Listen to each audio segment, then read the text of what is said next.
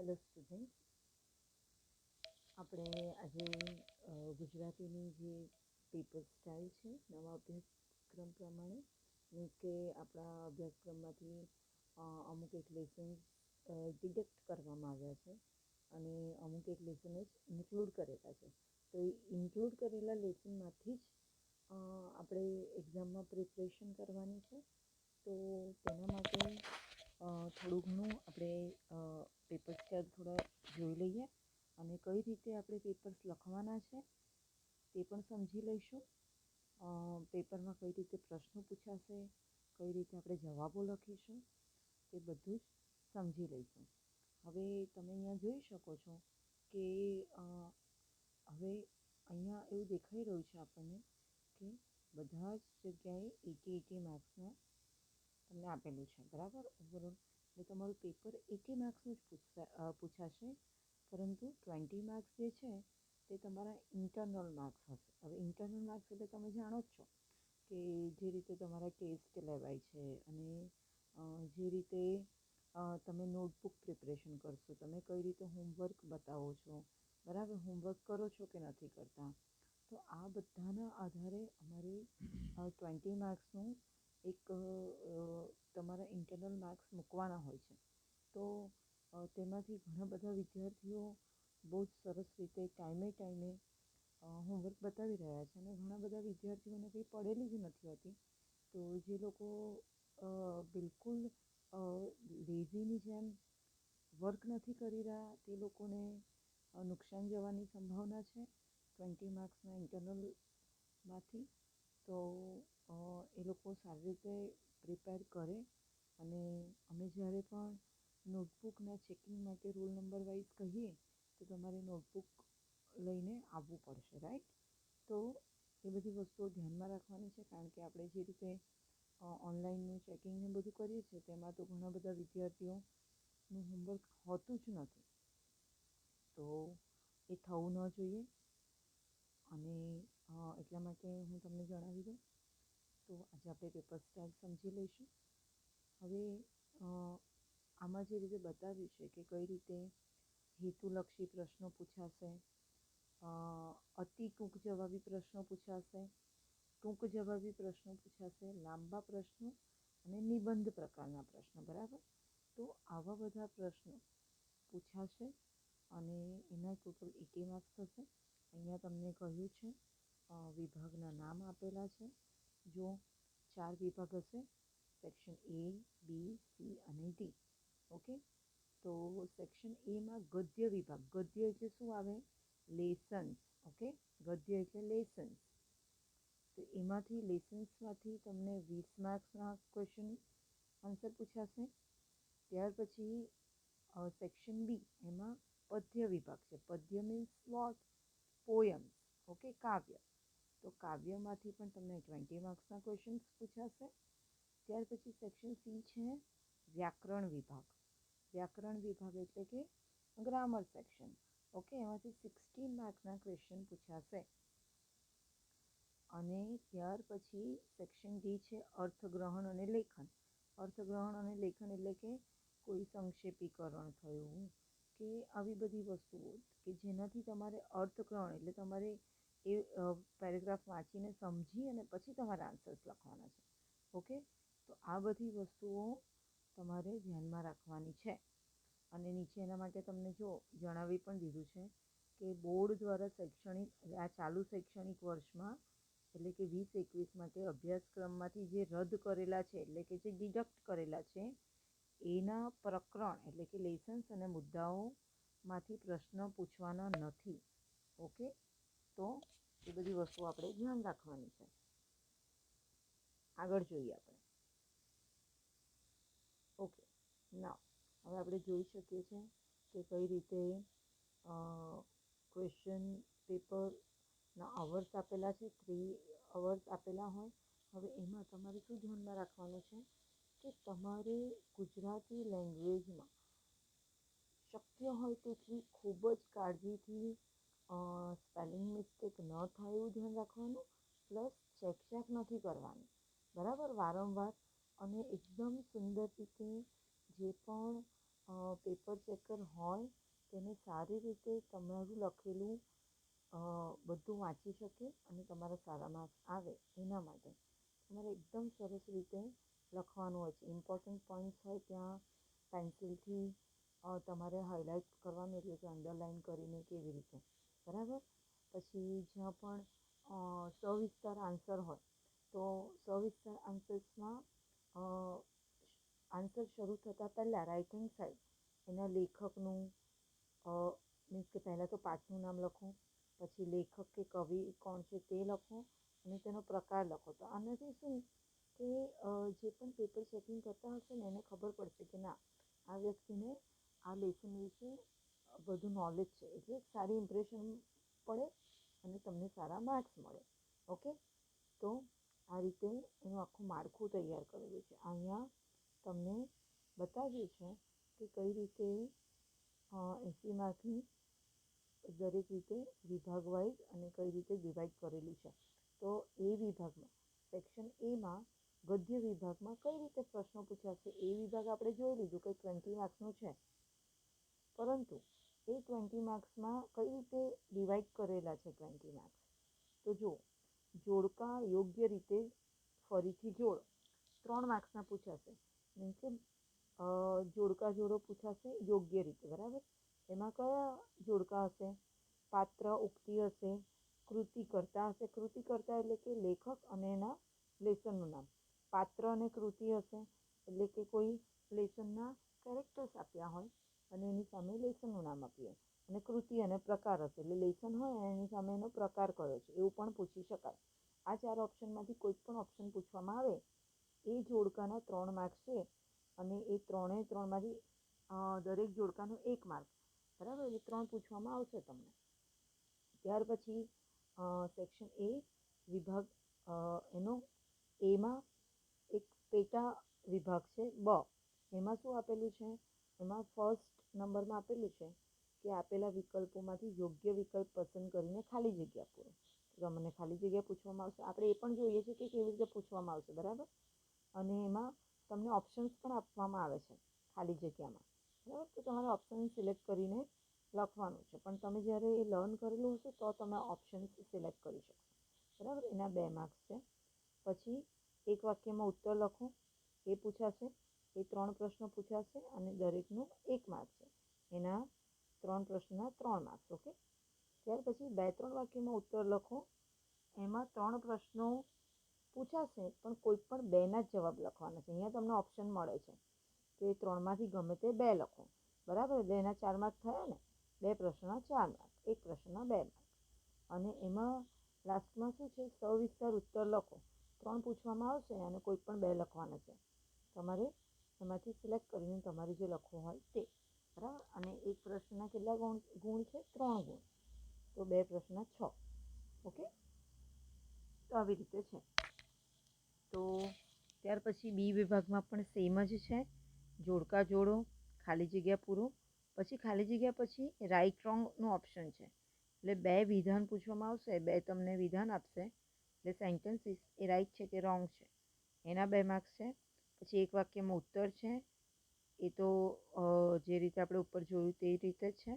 2-3 વાક્યમાં ઉત્તર, બરાબર. અને સવિસ્તાર ઉત્તર. ખાલી હા, અહીંયા ઉપર પણ વિધાન છે એટલે સેક્શન એ અને સેક્શન બી એટલે કે ગદ્ય વિભાગ અને પદ્ય વિભાગ બેઉમાં સેમ જ છે, બરાબર. ચલો આગળ જોઈશું. ત્યાર પછી સી વિભાગમાં જોઈએ તો સી વિભાગ 16 માર્કનો છે, 16 માર્ક્સનો છે. તો એમાં 2 માર્કના સમાનાર્થી શબ્દો પૂછાશે. ત્યાર પછી વિરોધી શબ્દો પૂછાશે. જોડણી સુધારો 2 માર્ક્સની પૂછાશે. સંધિ છોડો અથવા તો જોડો ગમે તે પૂછાઈ શકે એ 1 માર્કનું પૂછાશે. સમાસ ઓળખાવો, આપણે સમાસ પણ ભણી ચૂક્યા છે તે 1 માર્કનું પૂછાશે. રૂઢિપ્રયોગનો અર્થ આપવાનો છે. કહેવત સમજાવો છે, બરાબર. આ બધું જ આપણે ભણી ચૂક્યા છે. કર્તરી વાક્ય અને કર્મણી વાક્ય, બરાબર, એ 1 માર્કનું પૂછાશે. ભાવે અથવા તો પ્રેરક વાક્ય આપણે ભણી ગયા છે, તમને ખ્યાલ હોય તો, બરાબર. પછી વિશેષણ અથવા તો વિશેષણનો પ્રકાર એ 2 માર્ક્સમાં પૂછાશે. અને વિરામ ચિહ્ન એ પણ 2 માર્ક્સમાં પૂછાશે. તો આ બધું જ થઈને 16 માર્ક થશે, બરાબર. ત્યાર પછી અર્થગ્રહણ અને લેખન વિભાગ છે એના 24 માર્ક્સ છે. તો એમાં પહેલાં તો 4 માર્કનું તમને સંક્ષેપીકરણ પૂછાય છે. સંક્ષેપીકરણ પણ આપણે ભણી ચૂક્યા છે ખૂબ જ સારી રીતે. જેને યાદ ના હોય તે ફરી વિડીયો જોઈ લે, બરાબર. ખૂબ જ સારી રીતે ભણ્યા છે. પછી વાર્તા લેખન છે એ પણ આપણે ભણી ગયા છે. અહેવાલ લેખન એ પણ આપણે ભણી ગયા છે. વિચાર વિસ્તાર, બરાબર. 2 ઓપ્શન આપશે, સોરી 2 વિચાર વિસ્તાર આપશે, એમાંથી કોઈ પણ એક સિલેક્ટ કરવાનો છે, એ પણ 4 માર્ક્સનો છે. અને નિબંધ લેખન છે, એમાંથી 3માંથી ગમે તે એક લખવાનો, એ 8 માર્ક્સનો છે. તો આ રીતે તમને પૂછાશે. હવે આપણે જોઈએ કે કઈ રીતે પેપર છે, પેપર લખવાની કઈ રીતે તમારે લખવાનું છે. સી સ્ટુડન્ટ્સ, અહીંયા તમને આ રીતે ક્વેશ્ચન પેપર આવશે. આ એક નમૂનાનું તમને આપ્યું છે કે એક્ઝામ્પલ માટે ક્વેશ્ચન પેપર, કે તમારી સમજણ માટે, બરાબર. તો અહીંયા તમે જોઈ શકો છો કે કઈ રીતે સેક્શન એ આપ્યું છે અને ગદ્ય વિભાગ એના 20 માર્ક્સ છે, બરાબર. તમને અહીંયા જોડકા આપેલા છે, તમે જોઈ શકો છો. પહેલાં કૃતિ આપી છે અને બાજુમાં કર્તા છે. કર્તા એટલે કોણ? લેખક. ઓકે. ગદ્ય વિભાગ છે એટલે લેખક કહી શકાશે. પદ્ય વિભાગ આવશે ત્યારે આપણે શું કહીશું? કવિ, બરાબર. તો અહીંયા જો પહેલાં બધા જ પ્રયાણ આપેલું છે એ આપણે જાણીએ છીએ, લેસનનું નામ છે. પછી શું આપ્યું છે? જેઠીબાઈ. જેઠીબાઈ એ કોણ છે?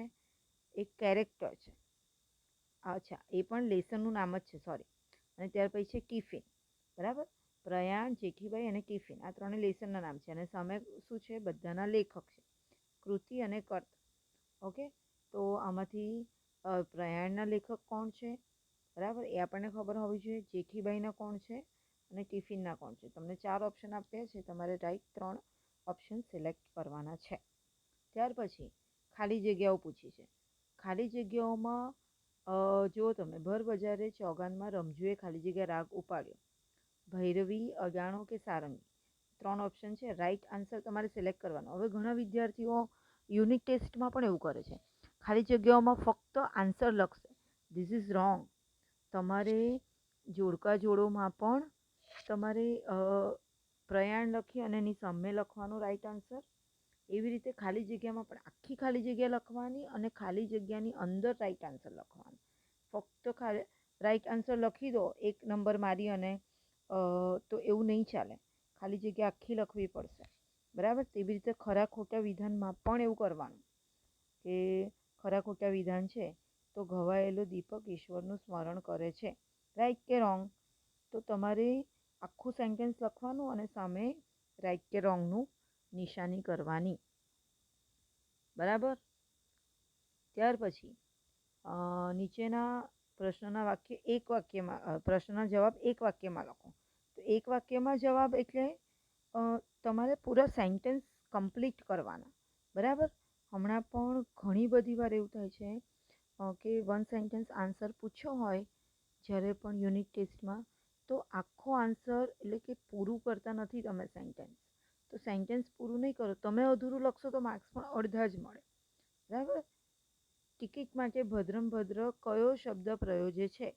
તો આખો આન્સર લખવાનો, ટિકિટ માટે ભદ્રમ ભદ્ર, પછી જે આન્સર આવે તે શબ્દ પ્રયોજે છે, રાઈટ. આવી રીતે આન્સર લખવાનો. ચલો, આવું તમને ખબર પડી ગઈ. ત્યાર પછી 2-3 વાક્યમાં ઉત્તર લખો, ગમે તે 2. તો તમે જોઈ લેવાનું કે તમને કયા 2 આન્સર, 3 ક્વેશ્ચન તમે જોશો તો તમને ખ્યાલ આવી જશે તમને આ 3માંથી કયા 2 આન્સર સારી રીતે લખી શકો છો.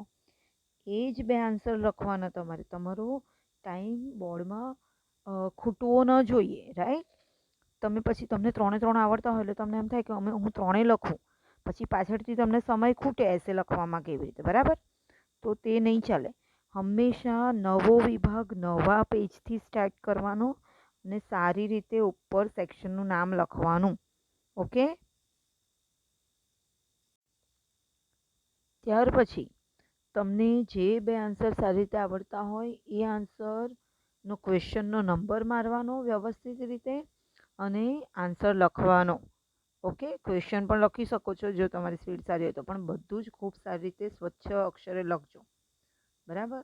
ત્યાર પછી સપોઝ તમને ક્વેશ્ચન નંબર 2 નથી આવડતો તો ક્વેશ્ચન નંબર 2 નહીં મારવાનો, બરાબર. નથી આવડતો તો એ 2 નહીં લખવાનો, જે 3 આવડે છે તો 3 નંબર મારી અને આન્સર લખવાનો, રાઈટ? તો આ રીતે તમે લખશો. ત્યાર પછી સવિસ્તર આન્સર. સવિસ્તર આન્સરમાં પણ તમે જોઈ શકો છો કે ગમે તે 2 લખવાના છે.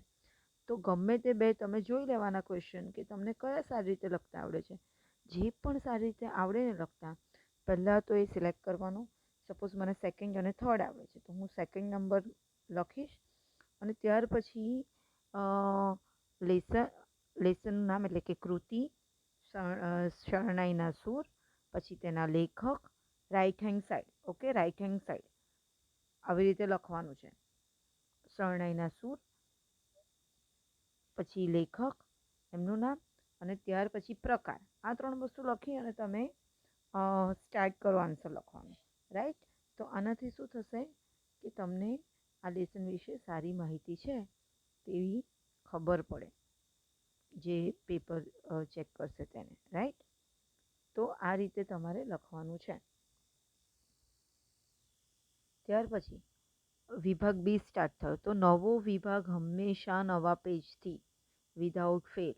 યાદ રાખજો આ વસ્તુ. ઓકે, તમે સળંગ લખશો એ નહીં ચાલે. ભલે તમે વિભાગ એમાં અડધો જ પેજ અહીંયા તમે સવિસ્તર આન્સર લખ્યો અને અડધું પેજ બાકી છે તો એ રહેવા દો. નવો સેક્શન ચાલુ થયો તો નવા પેજથી. અહીંયા પણ સેમ વસ્તુ કરવાની છે, જોડકા જોડવાના, બરાબર? ખાલી જગ્યાઓ પૂરવાની, આખી ખાલી જગ્યા લખવાની અને પછી રાઈટ ઓપ્શન લખવાનું. ઓપ્શન્સ તમે નહીં લખો તમારા સપ્લિમેન્ટમાં તો ચાલશે, તમે રાઈટ ઓપ્શન ખાલી જગ્યામાં ભરો. ઓકે, વિધાન ખરા છે કે ખોટા લખો. એક વાક્યમાં ઉત્તર છે તે પૂરા સેન્ટેન્સ કમ્પ્લીટ કરો. 2-3 વાક્યમાં ઉત્તર છે તે પણ જે તમને આવડે છે. ગમે તે 2 કીધું છે તો 2 લખો, પણ જે સારી રીતે આવડતા હોય તે લખો, બરાબર? ત્યાર પછી સવિસ્તર આન્સર પૂછ્યા છે તે પણ મેં સમજાવ્યું. પોએટના નામ ને પ્રકાર ને બધું એની સાથે લખજો. ઓકે, ચાલો. હવે વિભાગ સી આવ્યા છે આપણે. તો સેક્શન સીમાં વ્યાકરણ વિભાગમાં જુઓ, તમે જોઈ શકો છો કે ક્વેશ્ચન નંબર 1 છે એમાં પૂછ્યું છે કે નીચેનામાંથી કયો શબ્દ વૃંદા શબ્દનો સમાનાર્થી છે? વૃંદા એટલે શું કહેવાય? ટોળું, તુલસી કે વંદો? તો તમને ખબર હોવી જોઈએ કે આ 3માંથી રાઈટ આન્સર કયો છે. આપણે ભણીએ જ છે એટલે આપણને ખબર હોવી જ જોઈએ, રાઈટ? તો એ રાઈટ ઓપ્શન સિલેક્ટ કરી અને તમે નંબર મારીને આમાં તમે ડાયરેક્ટ આન્સર લખી શકો છો. ઓકે, આમાં તમે ડાયરેક્ટ આન્સર લખી શકો છો. ત્યાર પછી સેકન્ડ છે કે સમાનાર્થી શબ્દનું કયું જોડકું ઉચિત નથી? રાત, રજની, અનિલ, પવન, હરખ, શોક. તો રાત, રજની એ રાઈટ છે, અનિલ, પવન એ પણ રાઈટ છે, હરખ, શોક એ ઓપોઝિટ છે. ઓકે, તો આ યોગ્ય નથી, સમાનાર્થી શબ્દ માટે યોગ્ય નથી, સિનોનિમ્સ નથી. તો તમારે સેકન્ડ નંબર મારી અને હરખ, શોક લખવાનો, ફક્ત ક નહીં લખવાનો, બરાબર? સેકન્ડ નંબરની સામે તમે સેકન્ડ નંબર લખશો અને એની સામે ફક્ત ક લખશો એવું નથી કરવાનું. સેકન્ડ નંબર અને એની સામે આખો આ આન્સર લખવાનો છે, હરખ, શોક. ઓકે, આવી રીતે.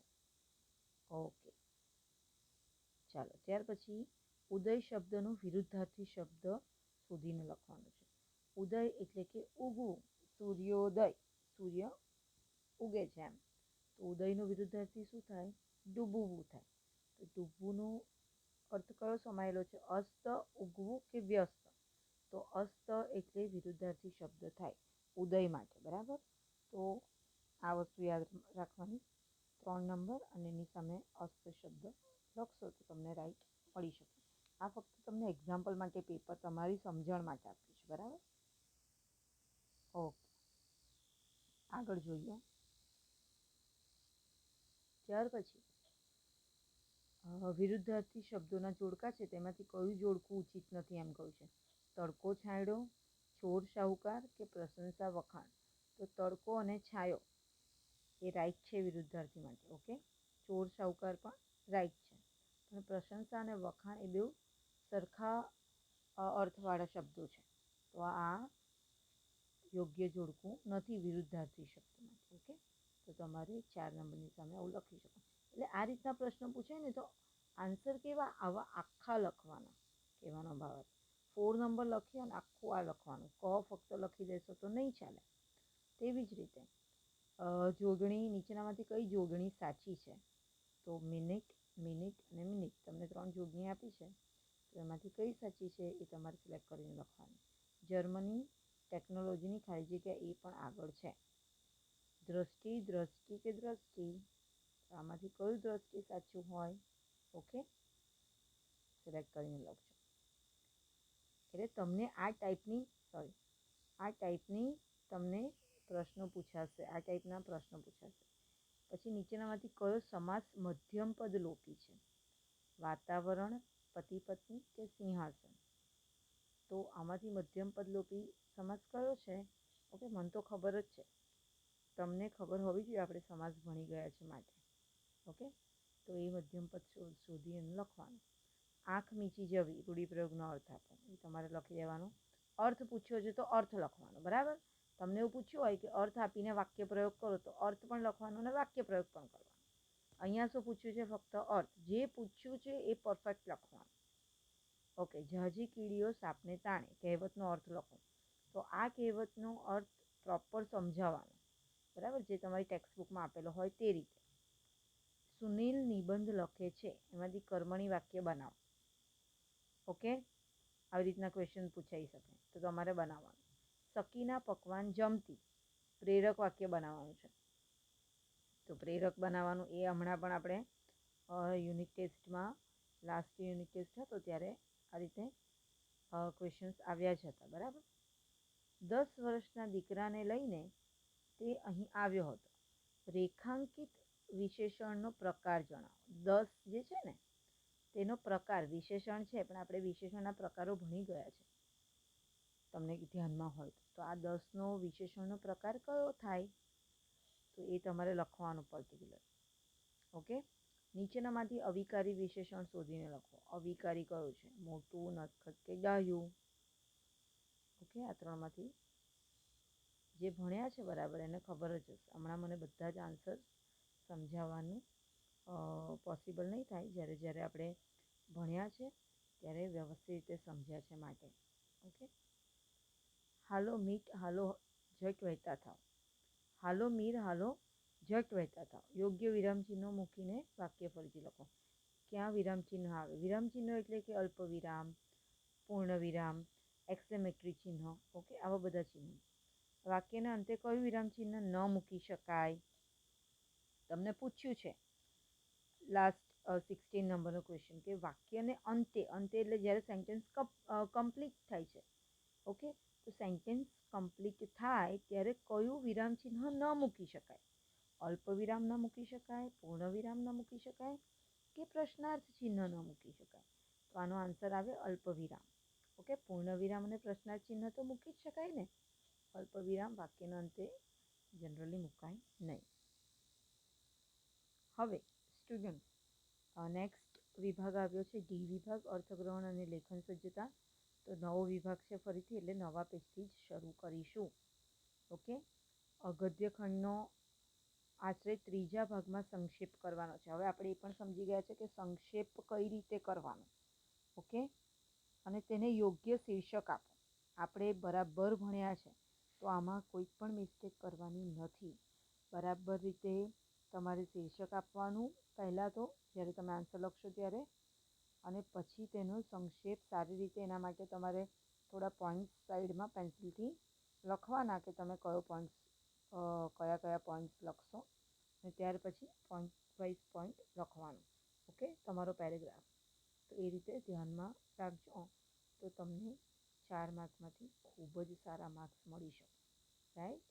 ત્યાર પછી છે આપેલા મુદ્દા પરથી વાર્તા લખો અને તેમાંથી મળતો બોધ લખીને શીર્ષક આપો. તમને 3 વસ્તુ કીધી છે. શું કીધી છે? મુદ્દા વાંચો, તેના ઉપરથી વાર્તા બનાવો.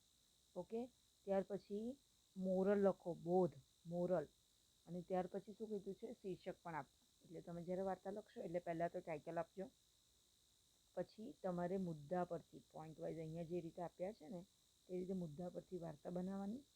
એક કંજૂસ, વાડામાં રૂપિયા ગાંઠવા, દરરોજ રાત્રે રૂપિયા ગણવા, ચોરનું જોઈ જવું, રૂપિયા કાઢી લેવા અને કાંકરા મૂકવા, કંજૂસને જાણ, માથું કૂટવું, પડોશીનું મહેણું, હવે કાંકરા ગણજે, બોધ.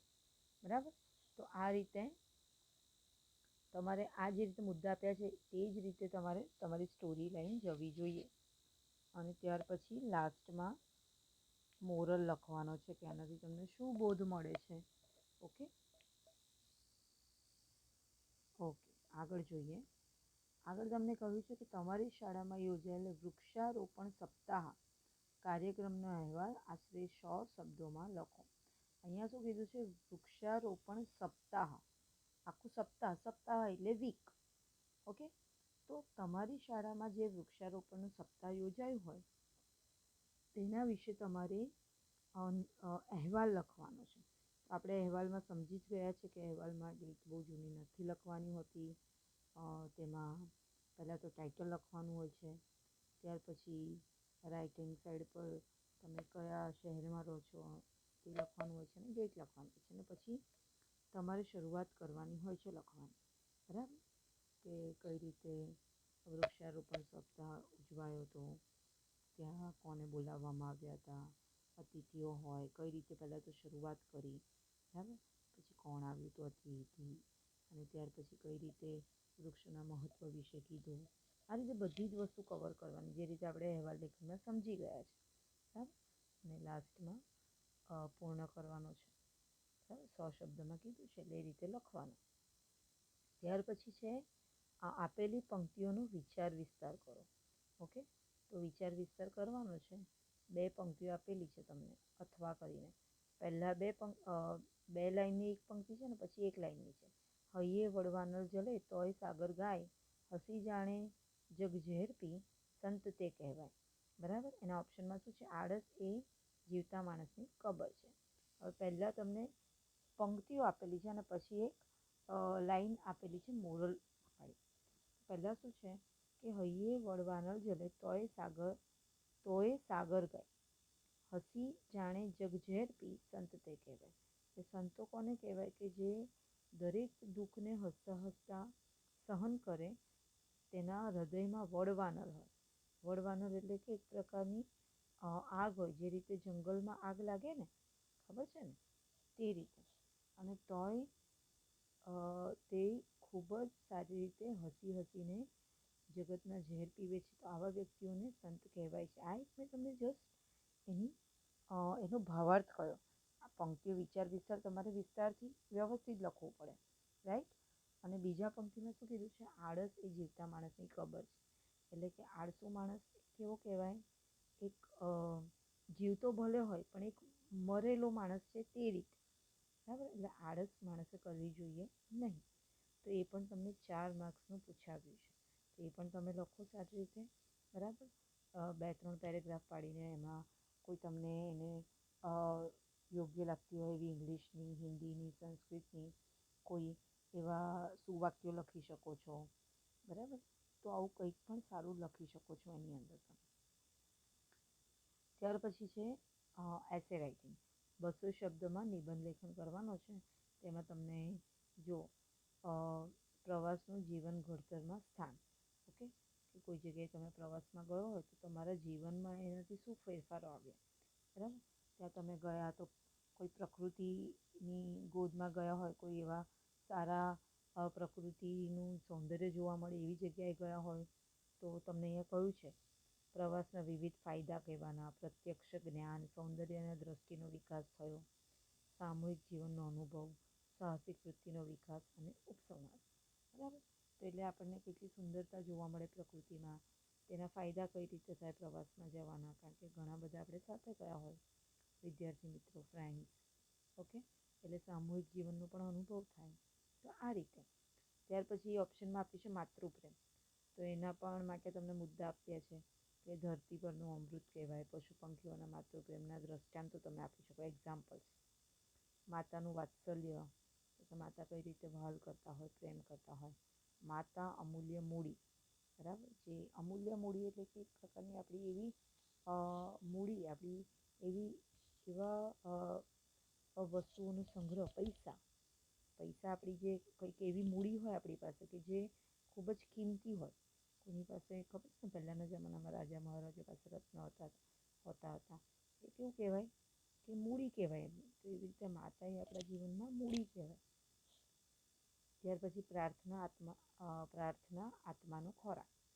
એટલે કે પ્રાર્થના કરવાથી આપણને આપણી આત્મા કઈ રીતે સંતુષ્ટિ પામે છે, શાંત પામે છે, અને આપણે એક ઈશ્વર સાથે એક નાતો જોડી શકીએ છીએ આપણે, બરાબર. તો આ રીતે તમને 3 ઓપ્શન આપ્યા છે. અહીંયા એક્ઝામ્પલમાં તમારા એક્ઝામમાં શું પૂછાય એ કંઈ કહેવાય નહીં, તો આ રીતે તમને જસ્ટ એક તમને એક્ઝામ્પલ આપવામાં આવ્યા છે કે તમને ખ્યાલ આવે. તો આ પણ 8 માર્ક્સનું છે. એટલે 8 માર્ક્સમાંથી ખૂબ જ સારા માર્ક્સ લાવવા હોય તો બહુ જ સરસ રીતે સારા રાઇટિંગમાં પેરેગ્રાફ પાડીને લખવાનું હોય. તો વિદ્યાર્થી મિત્રો, આઈ હોપ કે તમને પેપર સ્ટાઇલને સમજ પડી છે, બરાબર. તો આ રીતે પેપર સ્ટાઇલને સમજીને તમે બોર્ડની પ્રિપરેશન કરો, અને બોર્ડમાં પણ આ રીતે જ મેં સમજાવ્યું તે રીતે જ લખજો. તો તમે સારામાં સારી રીતે ગુજરાતીમાં માર્ક્સ કવર કરી શકશો. Okay, thank you so much.